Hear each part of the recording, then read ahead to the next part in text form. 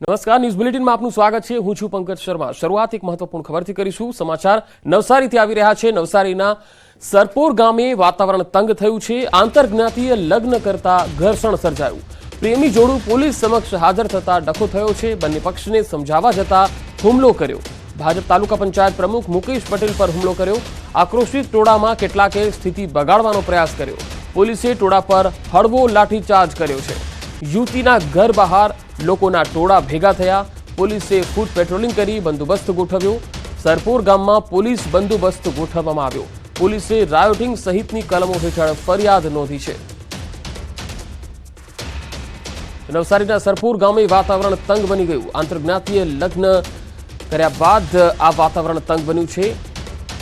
યુવતીના ઘરની બહાર લોકોના ટોળે ટોળા એકત્રિત થઈ ગયા અને હુમલો પણ થયો। પોલીસે ફૂટ પેટ્રોલિંગ કરી બંદોબસ્ત ગોઠવ્યો છે। રાયોટિંગ સહિતની કલમો હેઠળ ફરિયાદ પણ નોંધી છે।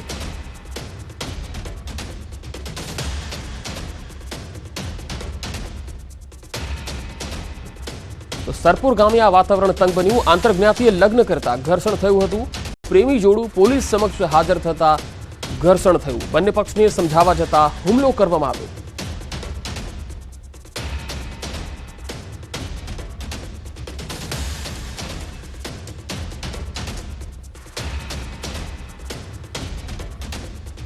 તો આક્રોશિત ટોળામાં કેટલાકે સ્થિતિ બગાડવાનો પ્રયત્ન કર્યો હતો। ખાસ તો મુકેશ પટેલ પર આ હુમલો થયો છે। ભાજપ તાલુકા પંચાયતના પ્રમુખ છે મુકેશ પટેલ, જેમના પર આક્રોશિત ટોળાએ હુમલો કર્યો। કેટલાકે સ્થિતિ બગાડવાનો પ્રયત્ન કર્યો। પોલીસે ટોળા સામે હળવો લાઠીચાર્જ પણ કર્યો હતો। યુવતીના ઘરની બહાર લોકોના ટોળા એકત્રિત થયા। પોલીસે ફૂટ પેટ્રોલિંગ કરીને ચુસ્ત બંદોબસ્ત ગોઠવ્યો હતો। જે તસવીરો આવી રહી છે સરપોર ગામથી તે આપણે બતાવી રહ્યા છે કે હાલ અજંપાભરી શાંતિનો માહોલ છે। પોલીસે રાયોટિંગ સહિતની કલમો હેઠળ ફરિયાદ નોંધી છે। પ્રેમી જોડું પોલીસ સમક્ષ હાજર થયું અને તે સમયે બંને પક્ષે સામસામે ઘર્ષણ થયું હતું।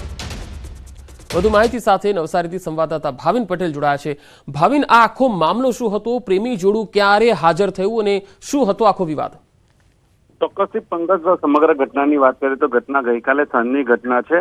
ગઈકાલે સાંજે જે પ્રેમી યુગલ જે છે બંને આંતરજ્ઞાતીય સમાજના લોકો છે, જે યુવતી છે અને જે છોકરો છે બંને આંતરજ્ઞાતીય છે અને તે ગઈકાલે સાંજે પોલીસ સમક્ષ હાજર થયા હતા। અને હાજર થયા બાદ જ્યારે બંને છોકરા અને છોકરીના જે પરિવારજનો જે છે ત્યાં પોલીસ સ્ટેશન એ પણ હાજર થયા હતા અને જે સમજાવટ હતી છોકરીને કે ઘરે લઈ જવાની સમજાવટ કરી રહ્યું હતું પરિવાર, પરંતુ છોકરીએ જે યુવક છે યુવક સાથે જ જવાની જે જીદ પકડતા સમગ્ર જે મામલો છે એ મામલો ત્યાં પોલીસ સ્ટેશનમાં જ થોડો ગરમ થઈ ચૂક્યો હતો। અને ત્યારબાદ જે આગેવાનો જે છે એ આગેવાનો આમાં મધ્યસ્થી કરવા જતા મામલો ક્યાંક બિચક્યો હતો અને ત્યારબાદ જે સમગ્ર વિસ્તાર જે સરપોર છે, નવસારી જિલ્લાનું જે સરપોર ગામ છે, જે સરપોર ગામના જે યુવાનો સહિતના જે બંને સમાજના જે લોકો છે એ સમાજના વચ્ચે ઘર્ષણ થઈ જતા જે મામલો જે છે મોટો બિચકી ચૂક્યો હતો અને જે ક્યાંક સામસામી જે મારામારીના જે દ્રશ્યો હતા ત્યાં તે પણ સર્જ્યા હતા અને જેને લઈને ટોળાને જે છે ટોળું ધસી આવ્યું હતું અને ટોળાને કાબુમાં લેવા માટે પોલીસે હળવો લાઠીચાર્જ કરવો પડ્યો હતો। પંકજ, એટલા માટે પોલીસે પણ લાઠીચાર્જ કરવો પડ્યો હતો કે જે ટોળું જે છે ટોળુંને વિખેરવું જરૂરી હતું અને પોલીસ સાથે પણ ક્યાંક આ ટોળાએ ઘર્ષણ કરવાનું શરૂ કરી દીધું હતું અને વધારે મામલો બીચકે ન એ માટે પોલીસે અગમચેતીના પગલાના ભાગરૂપે હળવો લાઠીચાર્જ કરવાની ફરજ પડી હતી અને ત્યારબાદ પોલીસે સમગ્ર વિસ્તારમાં ફૂટ પેટ્રોલિંગ કરીને વિસ્તારને શાંતિ જાળવવા માટે પોલીસે ફૂટ પેટ્રોલિંગ કરીને રાયોટિંગનો ગુનો તેમજ વિવિધ કલમો રાખીને આ લોકોને વિખેરવાના જે પ્રયત્નો કર્યા હતા અને ત્યારબાદ જે સમગ્ર હાલ ઘટના જે છે નવસારીના જે સરપોર ગામ છે નવસારી જિલ્લાનું, ત્યાં હાલ શાંતિ છે, પરંતુ હજુ પણ કોઈક બનાવ ન બને એના માટે પોલીસ તમામ તકેદારીના હાલ પગલા લઈ રહી છે અને સમગ્ર વિસ્તારમાં હાલ પોલીસ બંદોબસ્ત પંકજ ગોઠવી દેવામાં આવ્યો છે। ભાવિન, આભાર સમગ્ર માહિતી આપવા માટે। વાત અરવલ્લીની। અરવલ્લીના શામળાજીમાં રુદરડી અને વેણપુરના ડુંગર ઉપર આગ લાગી। અલગ અલગ 3 સ્થળોએ ડુંગર ઉપર આગ લાગવાની ઘટના સામે આવી। 1 કિલોમીટર લાંબો વિસ્તાર આગની ઝપેટમાં આવી ગયો છે। વન વિભાગ દ્વારા આગ ઉપર કાબુ મેળવવાના પ્રયત્નો તેજ કરી દેવાયા છે। આ આગ કયા કારણોસર લાગી તે જાણી શકાયું નથી। સામાન્ય રીતે હોળી આસપાસ ડૂબી ગયા હોવાનો બનાવ બન્યો। નારણપુરાના રહેવાસી 2 મહિલાઓ સહિત 5 વ્યક્તિઓ ધૂળેટીના પર્વની ઉજવણી માટે બહાર નીકળ્યા હતા। જોકે હર્ષદ નાયક નામનો યુવક કેનાલમાં હાથ પગ ધોવા માટે જતા તે લપસી ગયો અને ડૂબી ગયો, જેથી તેને બચાવવા માટે અન્ય 4 વ્યક્તિઓ પણ ગયા, જેઓ પણ ડૂબી ગયા। સમગ્ર ઘટનાની જાણ પોલીસ અને ફાયર બ્રિગેડને કરતા તેઓ તાત્કાલિક ઘટના સ્થળ પર પહોંચ્યા અને તમામ લોકોની શોધખોળ શરૂ કરી, જ્યારે સ્થાનિક તરવૈયાઓએ એક વ્યક્તિને બહાર કાઢી તેને તાત્કાલિક સારવાર માટે હોસ્પિટલમાં ખસેડ્યો। જોકે સારવાર દરમિયાન યુવકનું મોત થયું। ફાયર બ્રિગેડના જવાનોએ મોડી રાત સુધી અન્ય 4 વ્યક્તિઓની શોધખોળ કરી, પરંતુ તેઓ મળી આવ્યા ન હતા। ડૂબી જનાર 5 વ્યક્તિ હર્ષદ નાયક, રેખા નાયક, ધનરાજસિંહ દરબાર અને પ્રેમ કથિરિયા અને મનીષાબેન નાયક નારણપુરા વિસ્તારના રહેવાસી હોવાનું સામે આવ્યું છે।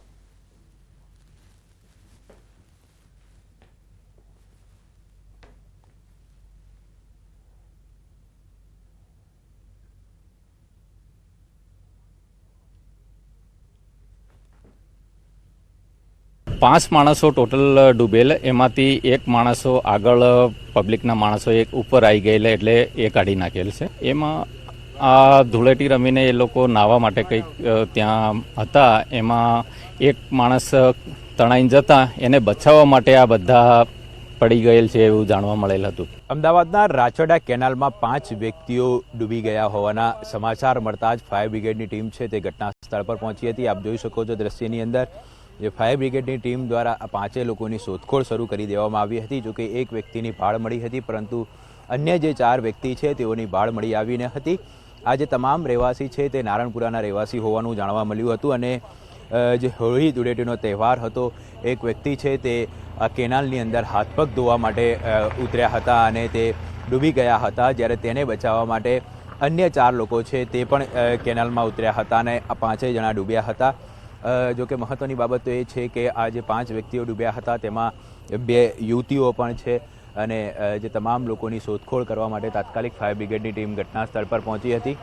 એક વ્યક્તિને શોધી કાઢવામાં આવ્યા છે, જ્યારે અન્ય જે 4 વ્યક્તિઓ છે તેઓની શોધખોળ મોડી રાત સુધી શરૂ હતી। મહત્વની બાબત તો એ છે કે ખૂબ જ ગંભીર બનાવ કહી શકાય, કારણ કે આ જે તમામ વ્યક્તિઓ છે તે એક જ કુટુંબના હોવાનું હાલમાં પ્રાથમિક વિગતોની અંદર જાણવા મળી રહ્યું છે। સમગ્ર ઘટનાની જાણ થતાં જે પોલીસ છે, મામલતદાર છે, ફાયર બ્રિગેડ છે, આ તમામ જે ટીમ છે તે ઘટના સ્થળ પર પહોંચી હતી। કેમેરામેન નિલેશ સોસા સાથે ઋત્વિજ સોની, ન્યૂઝ 18 ગુજરાતી, અમદાવાદ। ગુજરાતમાં હવે ઓવૈસીના પક્ષની પણ એન્ટ્રી થઈ છે। એઆઈએમઆઈએમ પણ 2 બેઠકો પર ચૂંટણી લડવાનું નક્કી કર્યું છે। ભરૂચ અને ગાંધીનગર બેઠક પર ચૂંટણી લડશે। પ્રદેશ પ્રમુખ સાબિર કાબલીવાલાએ આ દાવો કર્યો છે। તો ભરૂચ અને ગાંધીનગર બેઠક પર એઆઈએમઆઈએમના ઉમેદવાર ઉભા રહેશે। આ વખતની લોકસભાની ચૂંટણીમાં આ ત્રીજો પક્ષ પણ હવે ગુજરાતમાં એન્ટ્રી કરી રહ્યો છે।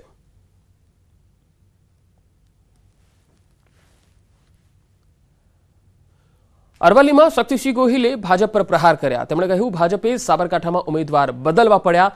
ભાજપના કાર્યકર્તાઓમાં અસંતોષ છે, કામના બદલે કારનામાથી લોકોમાં ખૂબ જ આક્રોશ છે।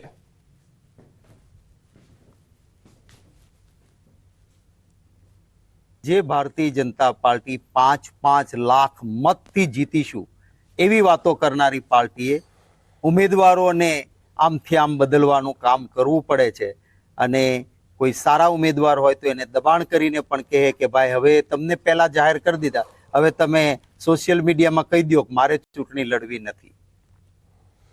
હોળીના તહેવારોમાં પણ કોંગ્રેસમાં ડખા યથાવત છે। આ તરફ જવાહર ચાવડા કોંગ્રેસમાં જોડાવાની વાત અફવા।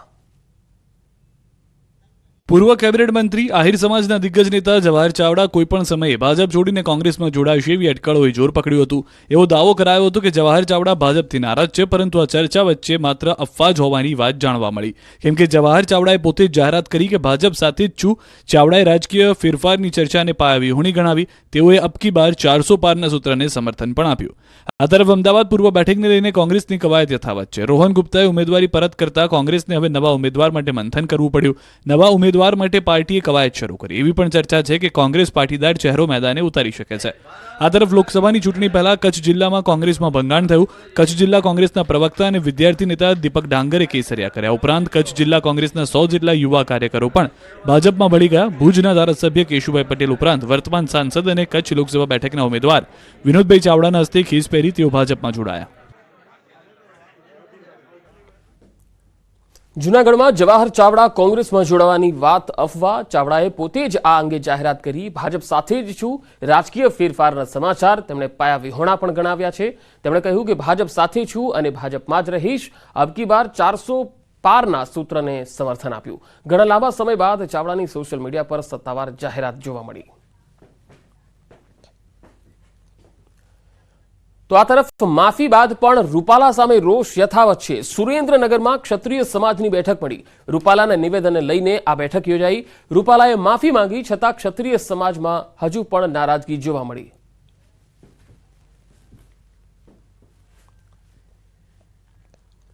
ક્ષત્રિય સમાજ અંગે પુરુષોત્તમ રૂપાલાએ કરેલા નિવેદન પર ક્ષત્રિય સમાજમાં નારાજગી છે.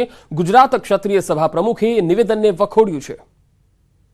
જે સમાજનો ઉજળો ઇતિહાસ છે, જે સમાજે આ દેશની એકતા, અખંડિતતા, સાર્વભૌમત્વ માટે પોતાના 562 રજવાડાઓ અને ગુજરાતના 225 રજવાડાઓ માં ભારતીના ચરણે અર્પણ કર્યા હોય અને જે સમાજનો ઉજળો ઇતિહાસ હોય, આ બોળો ક્ષત્રિય સમાજ સ્વીકારે છે કેમ, એ પણ એક પ્રશ્ન છે. અને હવે બ્રેકમાં જતા પહેલા નજર ટોપ 3 હેડલાઇન્સ પર.